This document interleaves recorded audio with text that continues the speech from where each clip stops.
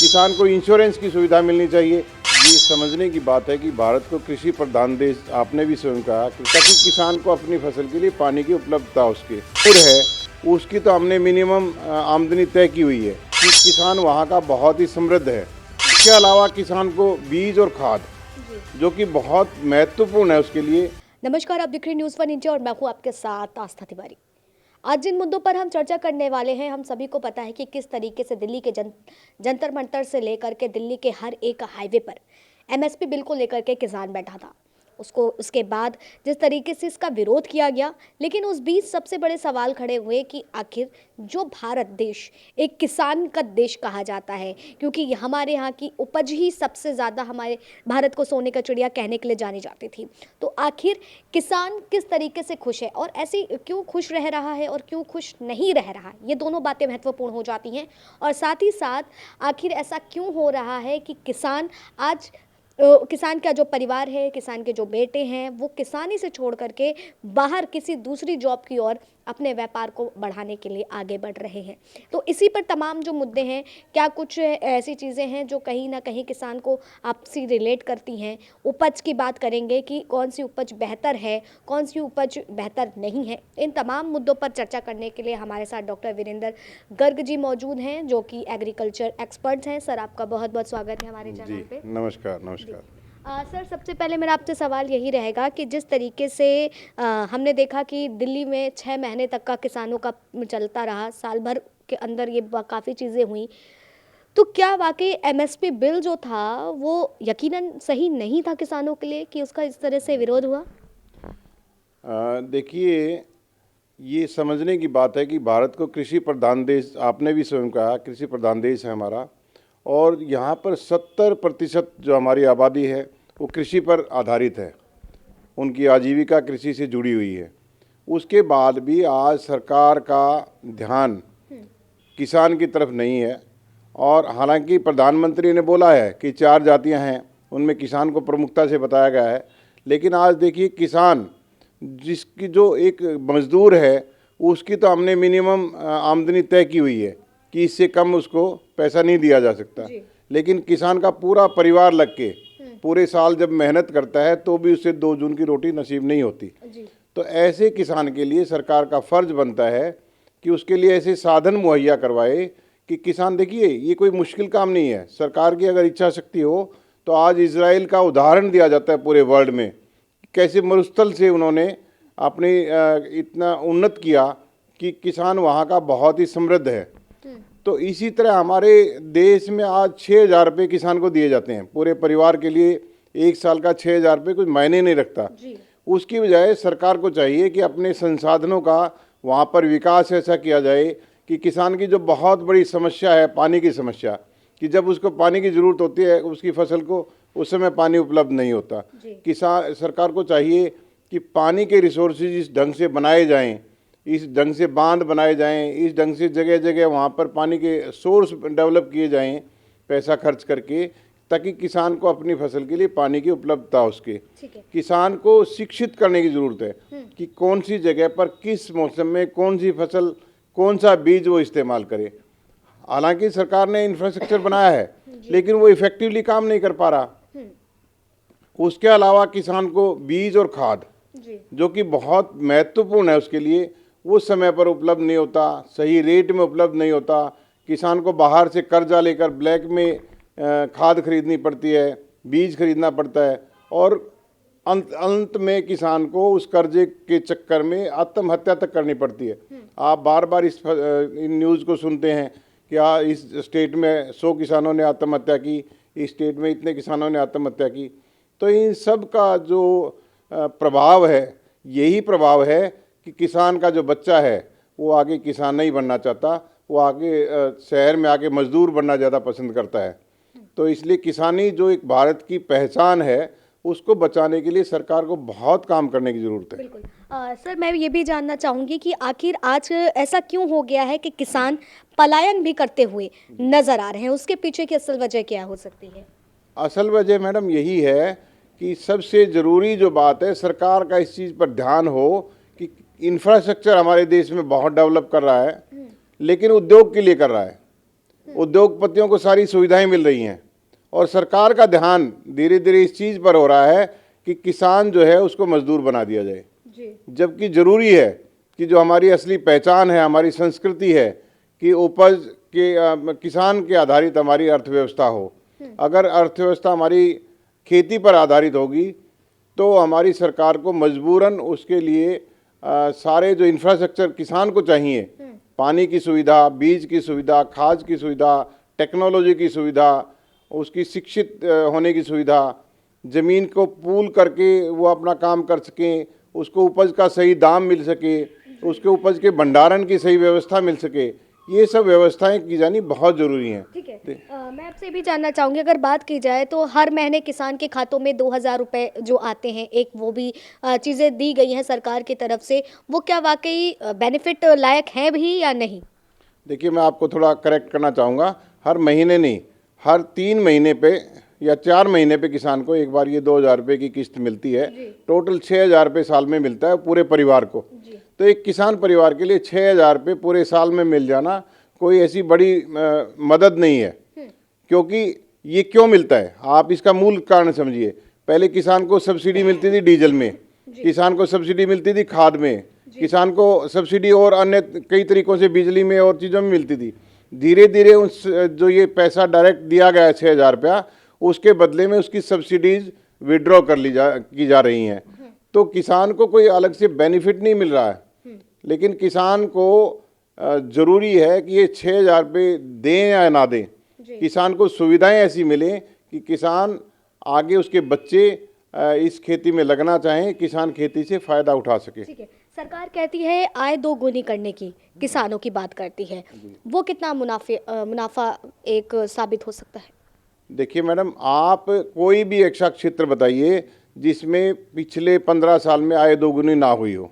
हमारे माननीय प्रधानमंत्री नरेंद्र मोदी जी जब 2014 में आए, तब उन्होंने ये आह्वान किया था किसानों की आय दोगुनी की जाएगी। आज तक तो वायदा वो पूरा नहीं हुआ है। तो हाँ, आय दोगुनी क्या 10 गुनी भी हुई है, लेकिन उन उद्योगपतियों की हुई है जिन्होंने टेक्नोलॉजी के साथ किसानी करनी शुरू की, शहरों के आसपास या गांव की ज़मीन को कब्जा करके, और उन ज़मीनों में वो ऐसी टेक्नोलॉजी से फसल उगाते हैं जो इजराइल या अन्य देशों के उदाहरण हम ले सकते हैं, जो पॉली हाउस बनाकर या टेक्नोलॉजी के साथ जो नई तरह की सब्जियां, नई तरह की फसल उगाई जाती हैं, जिनसे उनको बड़ी अच्छी आमदनी होती है। भाई यही टेक्नोलॉजी, यही सुविधाएं किसान को देने की आवश्यकता है। किसान उससे ज़्यादा तरक्की कर सकता है और किसान उससे बेहतर मेहनत करके, मेहनत तो उद्योगपति तो नहीं करता, मेहनत तो फिर भी किसान ही करता है, लेकिन किसान के पल्ले क्या पड़ता है, सिर्फ मजदूरी। तो ये टेक्नोलॉजी पूरे देश में बांटे जाने की ज़रूरत है, पूरे देश को ये सुविधा दी जाने की ज़रूरत है, ताकि किसान अपनी जो मेहनत है, जो अपना पसीना है, जो उसके पूरे परिवार दिन और रात लगकर जो मेहनत करता है, उसका उसे उचित मुआवजा मिल सके, उसकी फसल का उचित दाम मिल सके। जब भी किसान की फसल मार्केट में आती है, टमाटर का भाव 2 रुपये किलो हो जाता है, घिया का भाव 50 पैसे किलो हो जाता है, अनाज का भाव घट जाता है, और जैसे ही वो गोदामों में पहुंचता है व्यापारियों के, उसके बाद से उसका रेट बढ़ जाता है और आम उपभोक्ता को वो कई गुना रेट पर वो चीज़ खरीदनी पड़ती है। ये सुविधा सरकार को दिए जाने की ज़रूरत है कि किसान की फसल का जो दाम है वो किसान को ही मिले, ना कि अन्य लोग भंडारण करके उसका फ़ायदा उठाएं। तो भंडारण की सुविधा किसान के घर के पास होनी चाहिए, टेक्नोलॉजी की सुविधा किसान को मिलनी चाहिए, शिक्षा किसान को मिलनी चाहिए इस विषय में, किसान को बीज की, खाद की, पानी की सुविधा मिलनी चाहिए, किसान को इंश्योरेंस की सुविधा मिलनी चाहिए। इंश्योरेंस है लेकिन नाम मात्र का है। किसान की फसल अगर बर्बाद हो जाए किसी भी कारण से, तो वो तभी मुआवजा मिलता है जब सरकार डिक्लेयर करती है कि हाँ इस बार फसल में दिक्कत आई है। परसेंटेज तय की जाती है, एक गांव की अगर फसल नष्ट हो जाए तो मुआवजा नहीं मिलता है, हाँ पूरे राज्य में हो जाए तभी मिलता है। जी हाँ, निश्चित तौर पर अगर देखा जाए तो कई ऐसे मामले भी सामने आते हैं कि फसल खराब हो जाने की वजह से आत्महत्या के भी किसानों के कई ज़्यादा आंकड़े बढ़ते नज़र आते हैं, तमाम चीज़ें होती हैं ऐसी। और एक सबसे बड़ी वजह सर ये है कि आज के समय किसान का बेटा किसान नहीं बनना चाहता है, वो नौकरी जो है वो करने को सोच सकता है, लेकिन किसान ने की और मतलब कि जो उसका एक व्यापार है, जिसकी खेती कर रहा है, वो नहीं करना चाहता। उसके पीछे की वजह क्या है कि आज इतना गैप देखा जा रहा है? देखिए मैडम, हमारे देश में एक पुरानी कहावत मशहूर थी कि उत्तम खेती मध्यम व्यापार, नीच नौकरी भीख निसार। यानी जो सबसे उत्तम व्यवसाय है वो खेती है, ऐसा माना जाता था। लेकिन आज की तारीख में ये उल्टा हो गया है। खेती जो है ना, सबसे कमज़ोर व्यवसाय माना जाने लगा है। इसका कारण यही है कि जितना ध्यान इस पर दिया जाने की ज़रूरत है उतना ध्यान नहीं दिया जा रहा। सरकार चाहे, सरकार में इच्छा शक्ति हो तो इस टेक्नोलॉजी जो विदेशों में एक एक किसान अपनी जो खेत में जब कीटनाशक डालता है, बीज डालता है, हेलीकॉप्टर से डालता है। विदेशों में किसान अपनी मर्सिडीज में बैठकर अपने खेत में जाता है। तो ऐसा अगर टेक्नोलॉजी हमारे हिंदुस्तान के किसान को भी मिले, वो भी इतनी तरक्की कर सकता है और उसका जो खानदान है, उसका जो परिवार है, फिर वो इधर उधर पलायन करने की ज़रूरत कभी नहीं समझेगा। वो ज़रूर चाहेगा कि मैं अपने पिता के जो व्यवसाय है खेती, जो कि उत्तम व्यवसाय है, उसको ही आगे बढ़ाऊं। बिल्कुल। आखिरी सवाल होगी सर, क्या कुछ ऐसा करना चाहिए कि जो किसान है, जैसे आपने कहा कि शिक्षा की कमी है, अशिक्षित होना ही सबसे बड़ी वजह आपने सारी चीज़ों की बताई है, तो ये कैसे प्राप्त की जा सकती है? इसकी शिक्षा के लिए क्या कुछ इंतज़ाम होने चाहिए ताकि हर एक किसान इन सारी चीज़ों से शिक्षित हो सके और अपना फ्यूचर जो है वो बेहतर कर सके? देखिए मैडम, हमारे देश में जो शिक्षा व्यवस्था लागू है वो अंग्रेज़ों ने जो बाबू बनाने के लिए शिक्षा व्यवस्था लागू की थी, वो शिक्षा व्यवस्था अब भी लागू है। इसको भी बदलने की ज़रूरत है। शिक्षा व्यवस्था ऐसी होनी चाहिए, विदेशों में 8वीं क्लास के बाद ही जो बच्चा जिस व्यवसाय में जाना चाहता है उससे संबंधित शिक्षा उसको दी जाने लगती है। हमारे देश में इस चीज़ की कमी है। सिर्फ बाबू बनने के लिए शिक्षा दी जाती है। आप बीए कर लें, एमए कर लें, पीएचडी कर लें, जो मर्जी कर लें, लेकिन आप जब मार्केट में शिक्षा ख़त्म करके आते हैं फिर से आप एक बार रोड पे होते हैं। जबकि अगर टेक्निकल शिक्षा को बढ़ावा दिया जाए, जो कि अभी शुरू हुआ है, इसमें किसानी को भी शामिल किया जाना चाहिए। किसान का जब बेटा पढ़ लिख कर बाहर आता है तो उसे ये कभी समझ में नहीं आता कि खेती भी एक उत्तम व्यवसाय है, जो कि हमारा एक गर्व होना चाहिए उसको। वो उसको कभी भी ऐसा नहीं लगता कि मैं अपनी खेती में आगे बढ़ूं। तो ये अगर शुरू से ही जो हमारी टेक्निकल एजुकेशन है उसमें खेती का विषय शामिल कर लिया जाए, उसकी बारीकियां बच्चे को समझाई जाएं, और जब तक वो बड़ा होगा, जब तक शिक्षित होगा, तब तक उसके पास पूरा ज्ञान होगा, तो वो उस चीज़ का फ़ायदा उठाकर अपनी खेती को आगे बढ़ा सकता है। जी। तो इसलिए खेती शिक्षा में खेती को भी शामिल किया जाना बहुत आवश्यक है। ठीक है। अच्छा, मुझे क्या आप उसका वो डिफरेंस समझा सकते हैं कि गैर कृषि क्या होती है और वैसे नॉर्मल कृषि क्या होती है? नहीं, देखिए, कृषि तो जो भी अन्न उपजाने के या खेती बाड़ी की का काम करने में जो लगा हुआ है वही कृषक है, चाहे उसकी अपनी ज़मीन है या उसकी अपनी ज़मीन नहीं है। जो व्यवसाय से जुड़ा हुआ है किसी तरह से भी, चाहे बाई प्रोडक्ट बनाता है कोई, तो वो सारे एक किस्म से खेती के व्यवसाय से जुड़े हुए हैं। लेकिन जो उद्योगपति हैं, जो उसको वैल्यू एडिशन करते हैं, जो उनके उत्पाद को, जो आज मान लो कोई किसान कद्दू बेच रहा है 8 आने किलो, लेकिन उससे केचप बनाकर जो व्यापारी उसको आपको 400 रुपये किलो में बोतल में भर के बेच रहा है, तो वो गैर कृषि व्यवसाय हो गया। जी। लेकिन जो कृषि व्यवसाय है, जिसे जो उगाने वाला है उसको डायरेक्ट फ़ायदा मिले, सरकार को उस पर ध्यान देने की ज़रूरत है, ताकि जो मेहनत करके पसीना बहा के दिन रात एक करके अपना खून पसीना एक करके जो उपज उगाता है, उसे उसका ज़्यादा से ज़्यादा लाभ मिले। उसके आसपास में प्रसंस्करण उद्योग लगाए जाने चाहिए, ताकि उसको अपनी फसल, जिस समय फसल खेत से निकल कर आती है उस समय उसका दाम सही मिले।